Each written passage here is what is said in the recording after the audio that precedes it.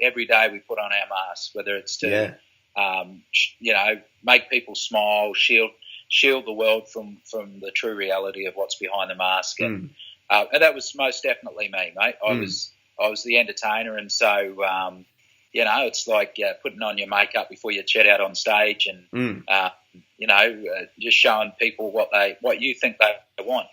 And it's quite in reflection. It's quite exhausting trying to be someone that you're not day in, day out. And I guess that's where I was at. From this distant vantage point, the Earth might not seem of any particular interest. But for us, preserve, cherish the only home we've ever known. The pale blue dot. G'day all friends of the MindMate podcast. Super pumped to have you on here for the show for another listening sesh. One of the things I've been coming to realise with the MindMate is just how amazing it's been to actually really get that whole real talk out there, that authentic discussion.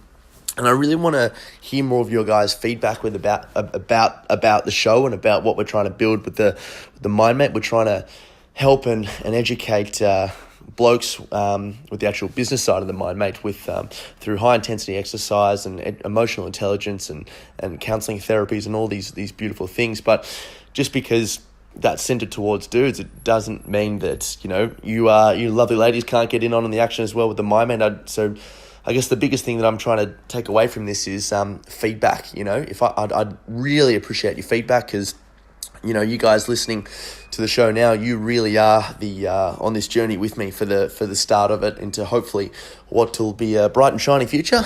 So look, I'd love your feedback if you wanted to hit us up through Facebook at the MindMate, or just leave a rating and review. I really do want to take that on board to make this the best audio experience as I possibly can for you, and then obviously visual with our YouTube links. But guys, that's all from me today.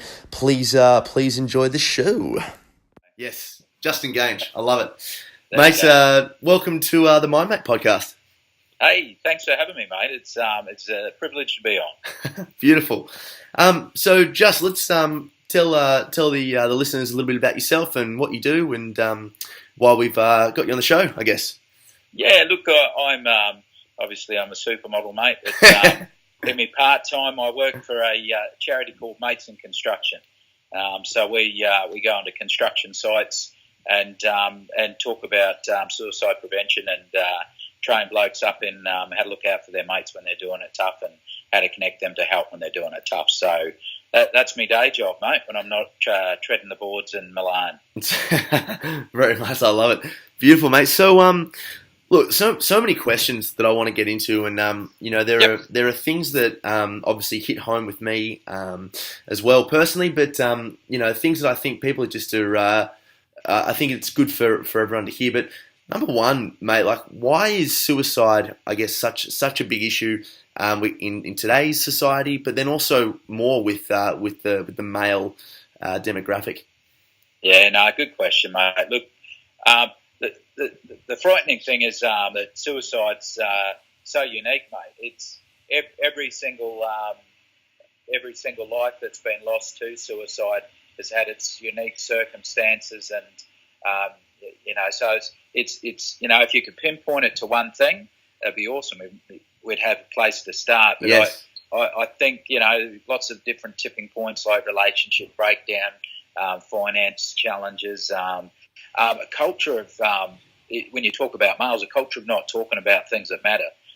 We'll talk about footy, or we'll talk about the bird walking down the street or whatever, but we won't talk about, doing it tough this week because I'm behind in my rent, or my girlfriend dropped me, or my wife walked out. We don't talk about those sort of things because, I guess, for me, I was brought up with, you just get on with life and you battle through those things. Yeah. And, sometimes it's not that easy, mate. It's not that easy to shut down.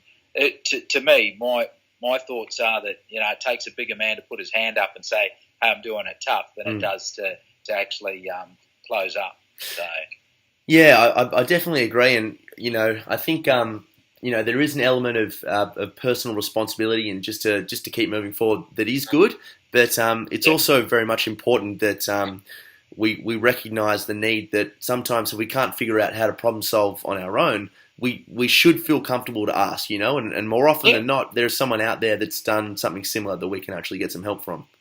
Yeah, 100%, mate. Look, and sometimes it's tough to put the hand up, and that's where having good mates around you to notice when your things aren't travelling so well, or you're acting out of character, or you're saying things that you normally wouldn't say, to get around and say, "Hey, mate, I've noticed," and I'm here. What's going on? So sometimes if you can't put that hand up, make sure you got those good mates around you to speak into your life. Yeah, for sure. And so how did you find yourself, I guess, into this world, Justin? What's your story? Yeah, look, I as a young fella in New Zealand, I'm born and bred in New Zealand, Auckland. I grew up, wasn't the smartest kid, wasn't the most athletic kid. In fact, always last in most races. But I could bring a smile when with a word or with a song or something like that. And so, as a young fella growing up, I sang in pubs and clubs a fair bit. And mind you, heading down those tracks, certainly got into the party scene and everything like that. And as a result, as a teenager, I was doing shows, doing pubs and gigs and all that sort of stuff, and then finding myself in and out of hospital after sort of suicide attempts and breakdowns and all these sort of things, all before the age of 17. So it was a challenging time. They didn't diagnose me with a mental illness. They certainly treated me for alcoholism and all that sort of stuff as a young fella, but reluctant to diagnose me back in those early days. Yeah. My cousin, he had a band over in Australia, and he said, "Mate, we're looking for a singer. I want you to come over." And so I sold everything I had, came to Australia. Wow. Audition, mate, and I was crap. That's great. Well, the self-awareness is great. Yeah, that's it. So I was stuck here, mate, without having done a day's work in my life. And so I ended up having to do some labouring and stuff like that. And that's how I got to Australia. Wow. But, so that's the New Zealand part of my story. And then I met a beautiful woman. and I married her in 94. Two beautiful IVF kids that we tried for many years to have. And also started mascotting with the Broncos through that time. Oh, that's awesome. Yeah. So life was good. I actually became a Christian when I came over to Australia too. And, right. That was something that made a huge difference in my life. From all those struggles as a teenager, it kind of turned my life around, and life was pretty amazing, to be honest. Wow. So that's really interesting. So were you an atheist growing up, or you just weren't involved in any sort of religious institution, or? No, look, I've always been one of those people that have searched. Okay. Like I was right into Nostradamus for a while there, and just looking for. I always felt there was something bigger. And I always remember that even at primary school, looking up into the sky and thinking, "There's got to be more. There's got to be more out there." And, so probably always the seeker, and it wasn't until I came over, left all my family in New Zealand and came over to Australia, and sort of found that home in church. So what are the major? Is Christianity the big one in New Zealand as well? Yeah, I guess so, mate. Look, I'm probably not the expert. Yep. I'm certainly very, very human. So I would say so. I know there's a few different ones over there, mate. Yes, Jesus Christ, whale rider. Yeah, well, there you go. Yeah, he's doing well. Yeah. I believe Thor was from there at one stage. Yeah, exactly right. Yeah. The director, the director. They can both walk on water and swim underwater as well. Yeah, I hear you. Yeah.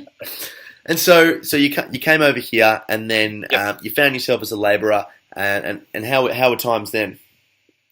Yeah, mate. Look, I was just year after year, I was just excelling, mate.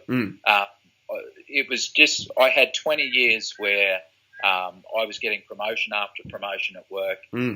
Things were going amazing with what I was doing with the Broncos. My family was growing, beautiful family. Living the perfect life. Yeah. Even 2012 was the big year. I ran for my state election. Wow. I got the most votes for my party in Queensland, and wow. Went on Australia's Got Talent and made the semi-finals there. And, So I was pretty much living the dream, but it all came to a shuddering halt. Yeah, and so walk us through that, because from my experience, a lot of people, we say these things, we put our experiences under these banners, like living the dreams, and I had my perfect sort of life situation, but more often than not, I guess what we're talking about, and this is from anecdotal experience as well. What we find ourselves in is a situation of what society perceives as to be the perfect lifestyle and things like that. For lack of a better way of saying it, was that similar to where you found yourself, or you were really happy before things started to change? Nah, 100%, mate. Look, as far as everyone was concerned, from the outside looking in, I was living the dream. Yeah. From the inside, I use the term behind the mask. Yeah. I've been a mascot for 20 odd years, so I use that analogy to say that every day we put on our masks, whether it's to, make people smile, shield the world from the true reality of what's behind the mask, and that was most definitely me, mate. I was the entertainer, and so it's like putting on your makeup before you chat out on stage, and just showing people what you think they want. And it's quite in reflection, it's quite exhausting trying to be someone that you're not day in, day out, and I guess that's where I was at. I absolutely can agree with that. I remember one of my experiences. I remember was I think it was a party in sort of 2013, 2014, and it was only when I just really started to open up and speak about some things that I was just having some struggles with. And I remember this one chick. She was like, she's still a good friend of mine, and she said, "But what? Like, you're Tom?" And I'm like, "What do you mean?" And I actually was quite taken aback by that. And she said, "But you're always the life of the party and all this sort of stuff." And I would hopefully try to pride myself on being some sort of life to a party, but at the time back then it was it really was it was acting for me. I felt like I had to over exaggerate to be extra funny, and be that guy to make everyone laugh. Yeah. Look, it's that's my story too, mate. It's and I wonder how many others out there as well. It's, absolutely. Thinking that you've got to act and behave in a certain way to be accepted and to fit in. I wasn't the athlete, I wasn't this, I wasn't that. So I had to use my strengths and my skills to be able to fit in by doing what I thought people wanted me to do. And it's exhausting. Well, it is, especially considering that there's only one. There's only one Justin Geange out there. There's only one Tom Ahern. So no one can be you. So you may as well be your own for sure. Yeah. Oscar Wilde says it well, mate. Be yourself. Everyone else is taken. Yes. So it's so true, and yet I look even at the Com Games at the moment, and all the people they're doing their best. Yeah. And we say you either win gold or you're no good, and it's like I just wonder what sort of message that sends. Actually being yourself and being the best that you can be, whether that means gold, silver, bronze, or participation medal. That's I wonder what I'm setting up for my kids. So absolutely. So that's why I'm trying to be transparent, I guess, these days. Is saying it's okay not to be okay sometimes. It's just not okay not to do anything about it. Yes. So that's my message to my kids and the people that I come across daily. For sure. And so, just where did this eventually culminate in for that darkest moment for people that don't know? Yeah, look, mate, I'm the end of 2012. So I got to the semi-finals of Australia's Got Talent. I had a bit of a negative experience in the semi-final, shall I put it? But that's reality TV. Yeah. And I got back to work and I was exhausted, mate. It had been around about 8 months of being in a manic state. And I mean, like every day you're getting pumped up. You're getting pumped up by, fact finders from the show and all the different things that go on behind the scenes. Yeah. And you feel real good about yourself, mate. There's an adrenaline rush to feeling good about yourself. Yeah. And, feeling liked and loved and, feeling special. And that came crashing to a halt after 8 months. And I was going to work, still doing me 13, 14-hour days, and my boss kept taking me out for coffee saying, mate, you're all right. I can see you doing it tough. And typical bloke, I was going, oh, yeah, good, mate. Typical stuff. Just had a heap on. Finally I said, no, mate, I'm not doing okay. And so I called my GP and called my psychologist that I was seeing at the time, and ended up, they were saying, head to the emergency department. So I spent a couple of weeks back in a psych ward, and that's where they diagnosed me with a mental illness, namely bipolar type 2. Right. And so put me on all the meds and all that sort of stuff, gave me a few strategies, and then sent me back to work.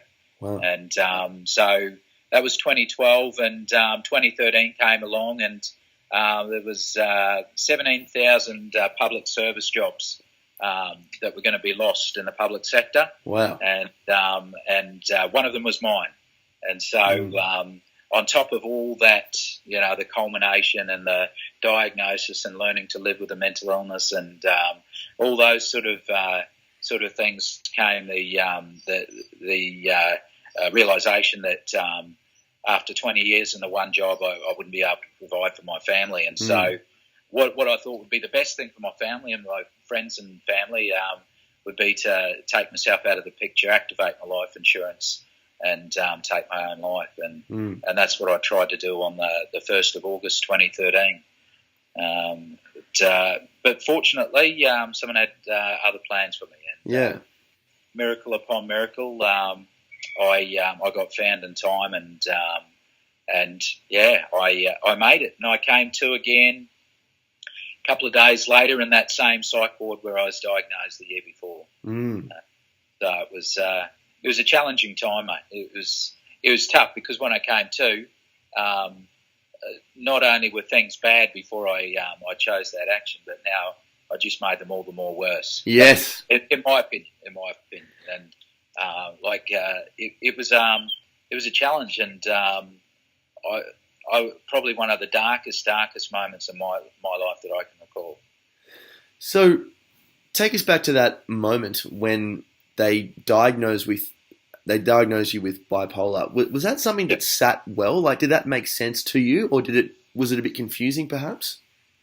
Yeah, look, as a teenager, they talked about it. So they talked about manic depression. They talked about bipolar when I was a teenager, but they didn't want to diagnose me. And so, so in the back of my head, even today, I'm thinking, has that been, something that's, made all these poor decisions that I've made in life? Has that been as a result of undiagnosed mental illness, or was that adolescence, or was that just making a stuff up decision? Yeah. So when they finally diagnosed me, it's actually a bit of a relief, to be honest, because I certainly had my struggles throughout my life, and now having the ability to say, oh, hang on, well, it's not just me. There could be something there, and look at, and there's that whole now I'm just someone with a mental illness. But after talking with many people, mental illness doesn't define me. No, it makes up a part of who I am. That's fine, and I've got strategies in place. But it doesn't define who I am, and it doesn't define my actions and what I do. It's just a part of who I am, and so when I was diagnosed, albeit a shock, it actually came as a little bit of a relief, and then okay, well, here's the line. Now I can walk forward from here. So. Yeah, I absolutely could not agree with you more for that one. I feel like prior to my diagnosis, it was something where, you just can't sit still. You're always impulsive. You're bored all the time. And for me, when it was like, hey, ADHD could be a thing, it was a thing where straight away it actually made sense to me, and it wasn't so much of a, now I've got this crutch to lean on and need help all the time. It was a way for me to actually, because it made perfect sense, and it was a way for me to, I guess, gain some more clarity in my life to figure out how to make my life work so that it was optimal for the way I saw it, Yeah. Brilliant. Absolutely brilliant, mate. Yeah. It's, I'm the same. So brilliant. Moving forward now, Just, if we have a look about where that's taken you, because, obviously from coming to an extreme low, you're now obviously doing a world of good. What do you see? Do you see when you speak to a lot of the lads? Well, let's talk about what you actually do now with Are You OK? Yeah, look, I got through that time. I actually, when I came to, I was really overwhelmed by the amount of blokes or people that I've worked with over 20 years that were affected by my decision, what I did, and it shocked me. I knew it would have an impact on my family, but I had no idea of the impact or the, we talk about the ripple effect. It's more like a tsunami effect. Yeah, that's right. Of those actions of suicide. And as I began to talk, as I began to share why, because like in anything, we justify why we do things, why we bought that TV, why we bought that car. We justify. And so I was justifying why I came to that decision to think that suicide was the best thing for me. And so as I began to talk about that, I learned that the people that I was talking to, they were going through some similar stuff. And they were feeling isolated. And as I began to talk and share my story, it actually gave them permission to talk and share their story and be pretty transparent with me. So I sort of, when I was in that hospital, I actually wrote a song called Are You OK? Hey, are you OK? Just to remind me to ask my mates and look out for my mates when I could see they were doing it tough. Are they OK? Because I know that one conversation could change a life. And so just in writing that song, without even, looking up the Are You OK website or anything like that, I had a passion that was the question. Do sometimes all we need to do is ask that question, but we'd be willing to stand and listen for the answer. And I began sharing my story, and I got invited to a few places, and I caught up with Brendan, the awesome CEO of Are You OK, and he's asked me to come and share at a couple of different events. But it's such a simple message, mate. It's, are you okay is the question, but it's the next three parts of that's so important as well. It's the being prepared to listen.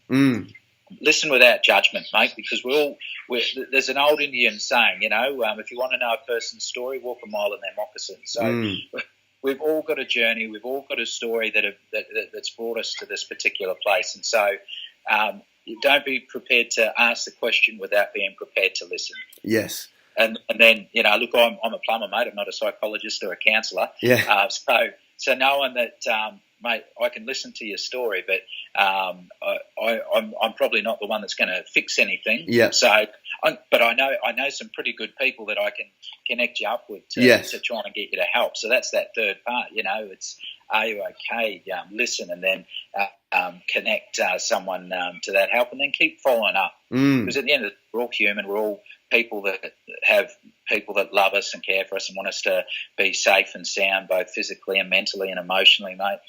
And so if you care enough to ask the question, care enough to follow up as well, mate. That's my passion, and that's it's whether it's doing it in a formal situation or doing it at work or doing it with mates of mine and on Facebook or whatever, mate. That's my heart these days. Yes, it's so easy, It's so easy, but it's so important as well. Yeah, 100%. So yeah, absolutely. I've got about a million questions for you, mate. I'm getting too excited over here. It's all right, mate. Yeah. I've got a million answers. Yeah, that's true. Just one. Yes, exactly. Yep.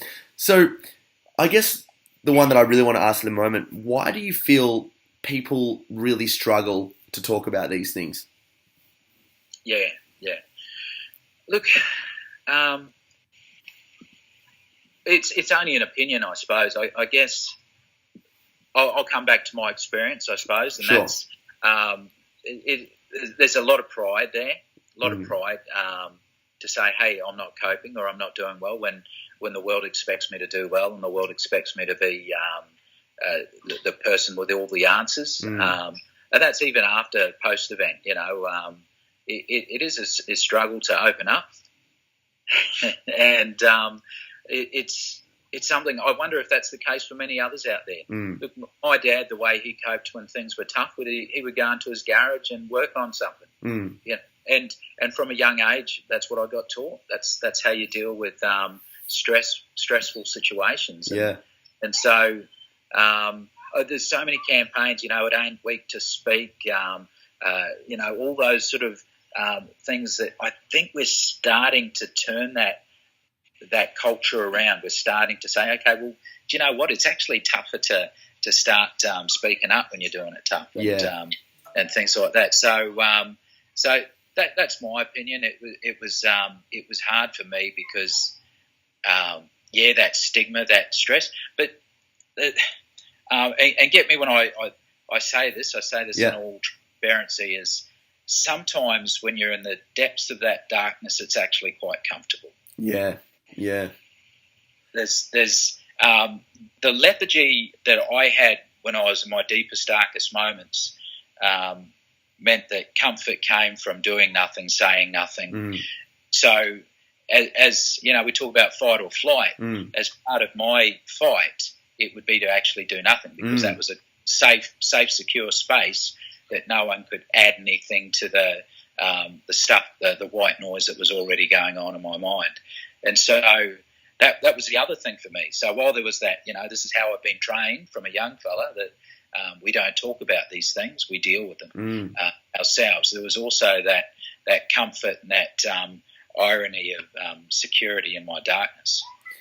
I think that's very important, and it's also very important to mention the fact that there's fight, flight, or freeze. So many times in my experiences, there were times where I just didn't know what to do. So I guess from freezing, I just fell into this, as you say, comfortability, which resonates with me so well. 100%. And that's human nature too. And what's relevant to me is not relevant to my best mate. Yes. It's all unique to each of us. So I want to get back to your experiences with bipolar disorder now. You're still on medication? Yeah, look, and this is when I was initially put on it. I was initially put on a certain medication that I don't know if you're a fan of constipation, but I wasn't. Very fair. So I obviously became a doctor and took myself off the meds pretty quickly, which I don't recommend. So what I learned to do is I actually learned to challenge. Yes. I learned to, I use the analogy, mate. If I have a bad pizza, I don't stop eating pizza. I go to a different pizza shop. Yeah. And I learned to stand up for myself. And so I would say to my doctors, no, I'm not happy with what the medication's doing to me. There has got to be something better, something different that treats me, that helps me, but doesn't give me the side effects that are so negative that it makes me want to stop taking them. Yeah. And so as a result, we tried a couple of things and we found something that works. And now I've got no dramas taking my meds, no worries about me taking myself off them, because they're helping and they make the days easier to get through. And I'm not saying that I'll be on them for the rest of my life, but at the moment, they're doing what they're meant to do. And but my message in that is challenge. Challenge the doctors or the psychiatrists to say, if you're not content with where you are, don't just take your meds into your own hands. And so that's my story there. But everyone else is different with medication too. Yes, for sure. And you know what, just as a general, I think that's such a great takeaway for our listeners as well, is that, if you're not happy in life sometimes, I think it's very good to take that objective stance and just be like, okay, well, let's look at the things in my life that I can change here. I mean, if I'm down in this certain time, maybe I should take action and speak to a psychologist, but also maybe I should start getting up a little earlier. Maybe I should change my diet and rekindle the friendships that I had once. And maybe I should try to get back out in life and stuff as well, because there are so many things that we can't control, and we have to understand that thoughts come into our mind and we don't really have much control of that. We just have a good control over our response to those thoughts and how we take action. But there are also things in life that we can control, and we really can all make an effort to make each other's lives easier. Yeah, absolutely, mate. It's and I say this to my kids: what can you control? Focus on and control at this stage. And, love it. So I did go through a cognitive behavioural course early on, and it taught me a few of those sort of things to be able to control what you can control and try and not focus on what you can't control. So it's good. Absolutely. And I guess that takes me now to the two questions, but the first one being the darkest moment. I feel like we have a good understanding of that deepest moment, what it was for you. I just would love to get a little bit more of an understanding of it. Did you feel trapped, or did you feel like no one seemed to care, or what was your thought process? Yeah, look, I quite honestly thought that this, I wasn't seeing the big picture. I honestly thought that everything I was doing was for the betterment of my friends and family, and so it was like I couldn't see a way out. So when you say trapped, I agree wholeheartedly. It's that rock in the hard place scenario. That if I go this way, then it's only going to end in pain. But I wasn't. Yeah, I wasn't. I use the analogy of sitting in the front row of the movies. You don't see the big picture when you're up close to the problem, and and that's where I was at. It was I wasn't seeing the big picture that my kids would rather have a dad than a pay packet, and but I've been fortunate to have such a supportive family, mate, through it all. So I just acknowledge that one as well. Beautiful. And you mentioned before you found Christianity. What's your, I guess, understanding of spirituality, and how does that help you in your life? Yeah, look, mate, when I look back, I'm 45, mate. I know you thought I was 23. Yeah, I thought you said you were a supermodel in Milan. yeah. Oh, yeah. Well, 45-year-old supermodel. Yeah, that's a very nice week. I look back and See, I got to 2012 and I thought I ended up doing everything.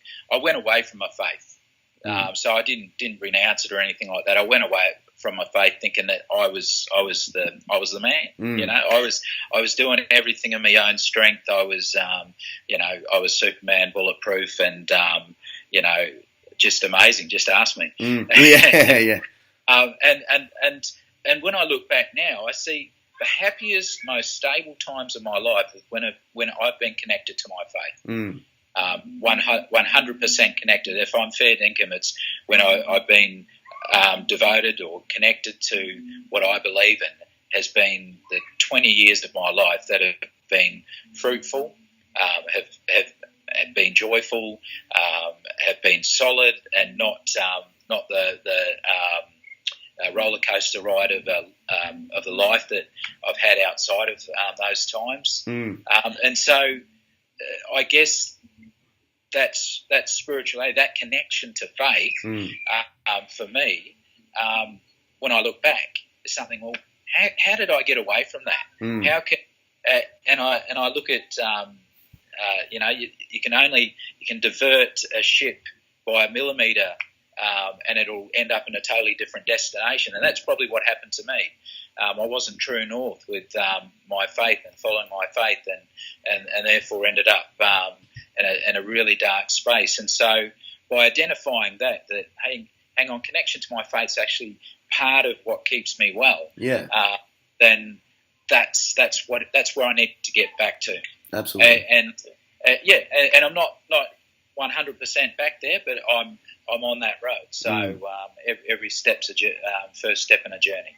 Absolutely. And I think for me as well, just the value of what you said there is just so on point. It's good to, for me, it was very much anxiety related. There was some depression, but it was mostly anxiety related. And what I think by definition, when you have severe or significant anxiety, it's very much self-fulfilled. It's very much you're in your own head. You know, you're not looking at the big picture. You're just looking at all the things you're doing wrong, or all the things that could scare you, all the things that could, hurt you. And I think spirituality and faith, as you say, is so important because it's a way to just respect and understand that there are greater things going on. But even if you want to take away from that universal approach or religious approach, just recognize that you're looking through your life through one lens, and there are 7.5 billion other lenses as well. So we may be wrong, absolutely. We may be right, but we all have fair stake at the table. So Look, and as we said, every journey is unique, and so it's about finding that for yourself. So, Well, awesome. Justin, mate, thank you so much. Finally, mate, anything you want to plug? Anything you want to get out there with? Are you okay? Oh, look, I just get out. Hey, I challenge everyone out there today.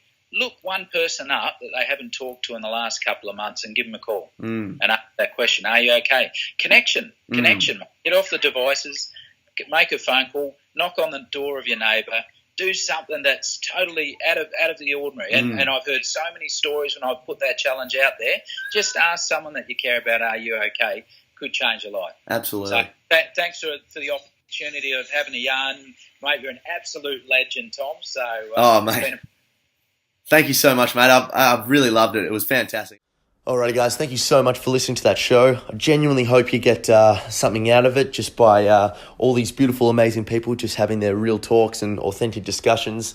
Like I said in the intro, guys, I really genuinely do value your feedback. That's what keeps this thing growing because I want to try to meander it based on what you want to hear. So hit us up through iTunes, on Facebook, on Instagram, The MindMate, any way you possibly can. I genuinely will appreciate it. So I'll speak to you soon. Bye-bye.